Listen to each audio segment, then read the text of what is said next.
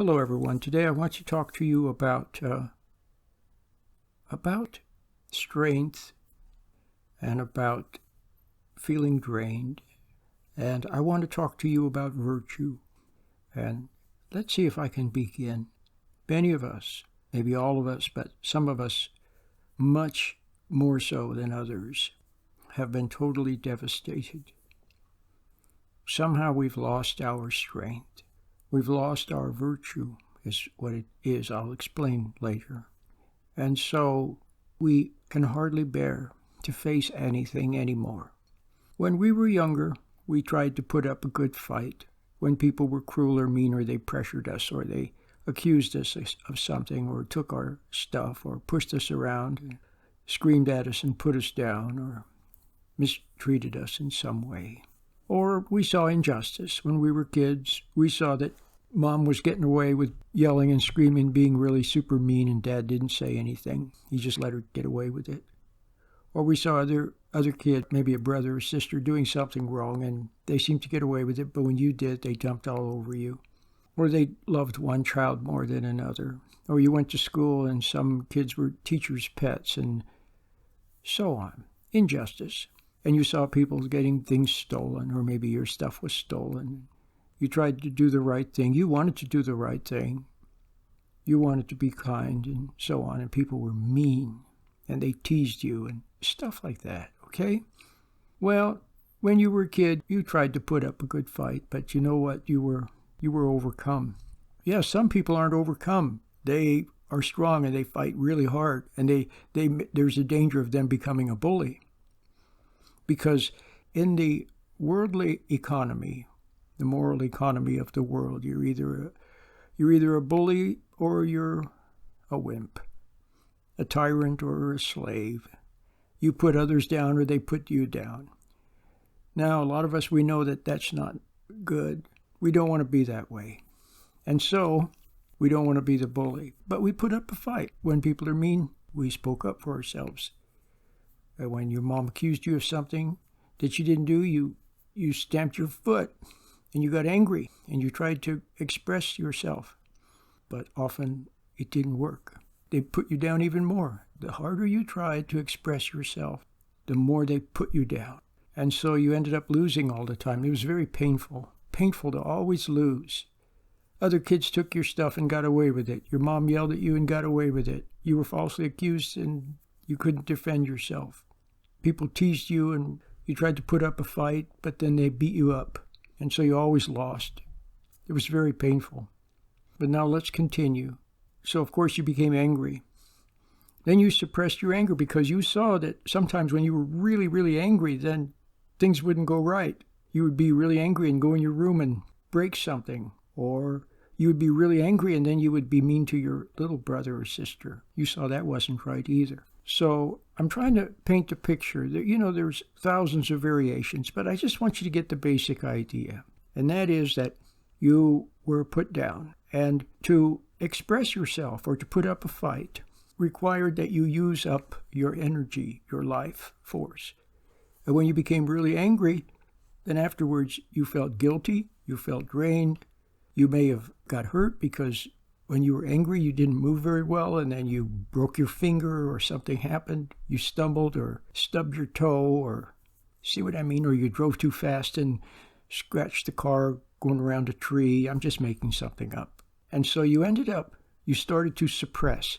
And then you discovered that if you just went along with people, then often they would kind of leave you alone. Yeah, you were a wimp and they would pick on you, but eventually some of them would think you were a nice person. Or if you always served them, you always went along, you always did a soft shoe, you always submitted, you always smiled, then you always complied. See? You always complied. Some of them would give you a brownie button.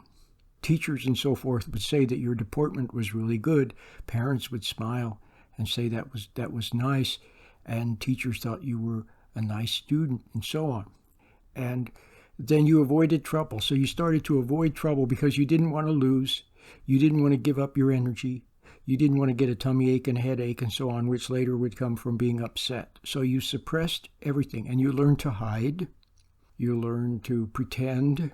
But what happened was that underneath you were resentful, basically, at life, at people. You were resentful at people. And so that was the undercurrent of everything. But on the surface, you smiled, and you wanted to be good, so you had to pretend to be nice. And you had to go along, you had to pretend you wanted to go along, and so on and so forth. But here's the bottom line of all of this. When you submit to others, especially when they are wrong, in other words, they're being mean or cruel or unfair, or they're prideful, when you submit to them, you give up your life to them. You give up a little something. You give up some of your life, some of your power, some of your virtue, some of your strength to them. And they take it. And they get stronger and you get weaker. We'll put that on hold or freeze frame it, and I'll quickly shift over to the right way. Well, the right way is to see that you have become a resentful person and you're really good at avoiding and hiding and procrastinating. And then when you have to do something, you have to drum up some kind of energy and you get very, very tired and you have to pretend, and that's no kind of a life. The right way to live is to begin to flow from within, to flow from your inner good, from your center of dignity, to flow from that spontaneously, honestly, authentically. Now, some people are authentic. They're just angry all the time, and they're being themselves, angry all the time. But the problem is, I want you to look at anger. You give up your life. When you're angry, you burn. You do a slow burn. You've heard that expression? Yeah, you literally consume yourself. Now, I want you to see now that that's why you must learn to meditate properly and learn to find that center from which you can flow. But now, I want to mention a couple of things. First of all, I want to talk about virtue. I want to talk about virtue. Virtue, of course, we know what that is, moral life and conduct, particularly moral excellence. But it comes from the old French vertu, which means force, strength, vigor, moral strength, qualities, abilities. That's what virtue means. And that comes from the Latin virtus. And the Latin virtus meant moral strength, high character, goodness, manliness, valor, bravery, courage, excellence. So now do you see what virtue is? It's basically power, it's ability, it's strength, and it's courage, and it's valor. Do you see? We all know that to have moral excellence requires courage. We know that, don't we? And so courage is part and parcel of moral excellence. Now I want you to hear something else, and I'm going to tie it all together. Can you see that if what I said is true, that when you give in, when you go along, especially with something that's not right, when you develop a habit of people-pleasing and complying, when you develop a habit of appeasing, if you agree or if you'll go along for the moment with the idea that you're actually giving up some of your essence, you're giving up some strength, some power, some courage. You're giving it up. You're giving up strength, power, courage, okay? Then if you can see that, then you can understand how you become totally bankrupt, totally without virtue, without strength, without character, without high moral quality, without goodness. You have to pretend to be good. Without patience, you have to pretend to be patient. And without courage, you have to pretend to be courageous, but mostly you just avoid. See? Sure, you might become a bully, but then as a bully, that's not moral excellence. That's not character. And we all know that bullies are actually cowards. They're a bully because they bully others, and they take something from those they bully. Do you understand? That's no way to live. And ultimately, they don't build real character, real virtue. All they build is an animal, an angry animal self, animal viciousness. Do you understand? They become less human. So now I want to read you something very, very interesting that I found. This is Luke chapter 6, verse 19. I'll read it to you in Latin. No, I'll read it to you in English and then in Latin.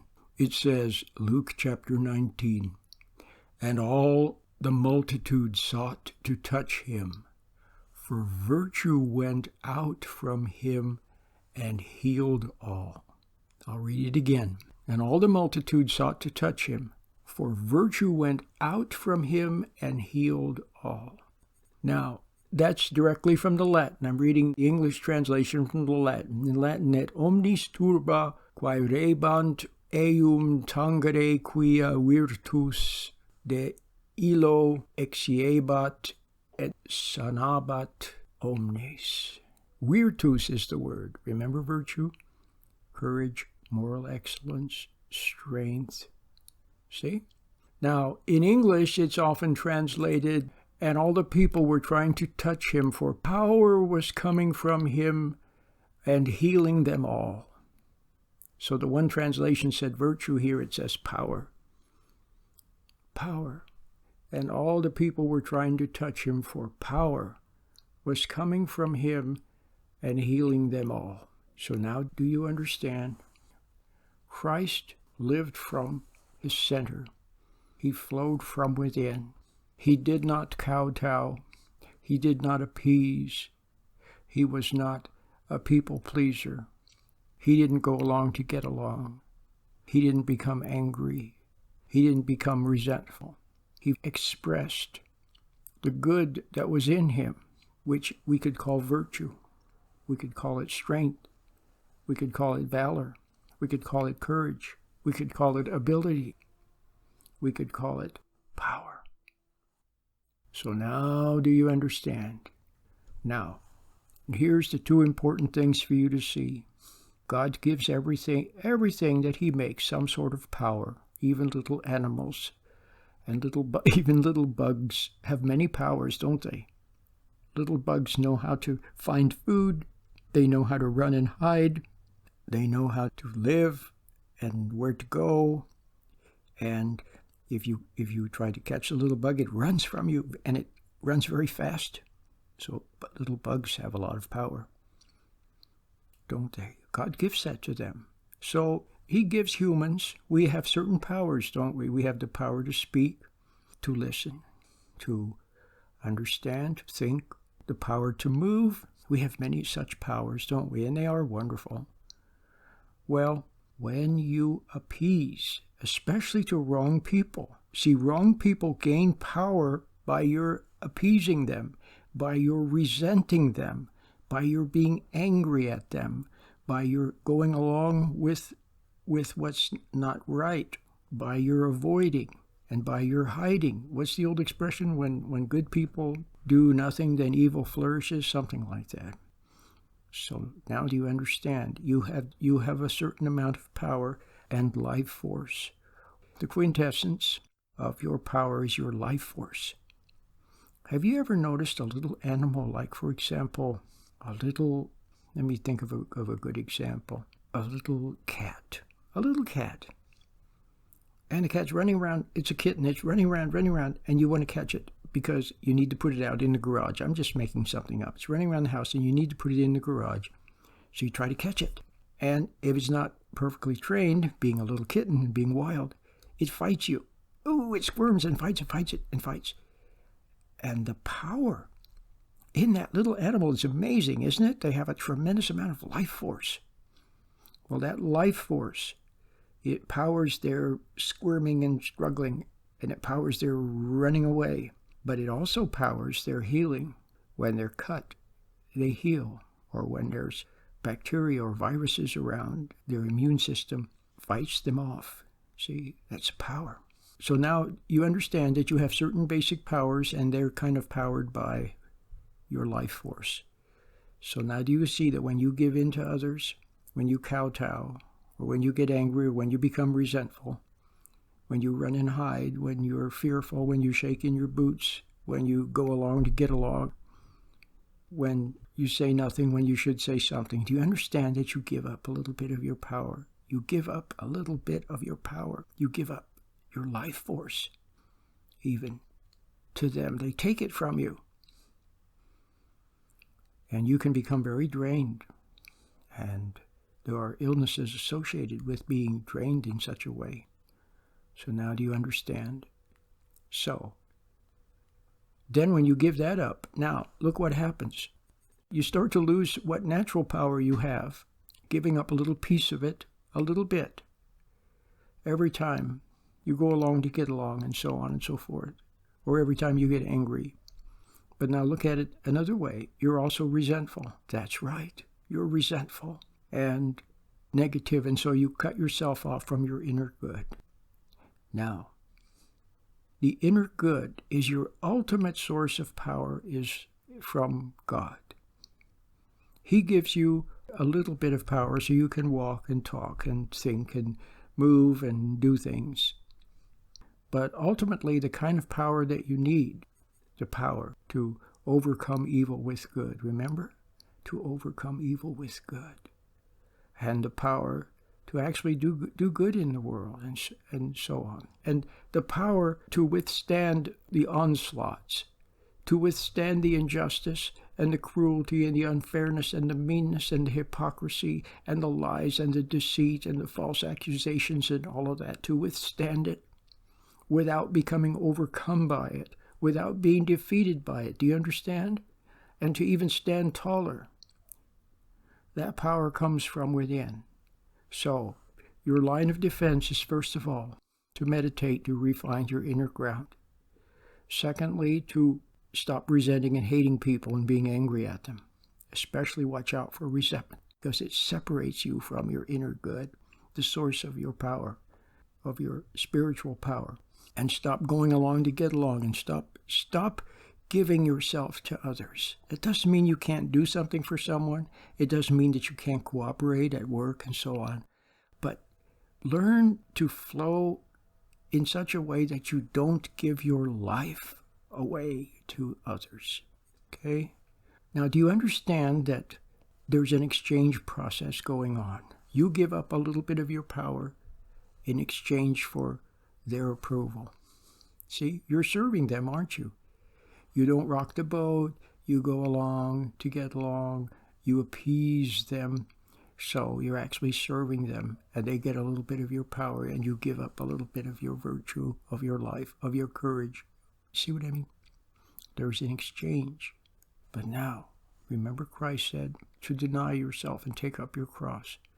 And he says, he or she who gives something up for my sake, who gives up their life for my sake, see, receives back 1,000-fold. To deny yourself. What does it mean to deny yourself? It means to not resent.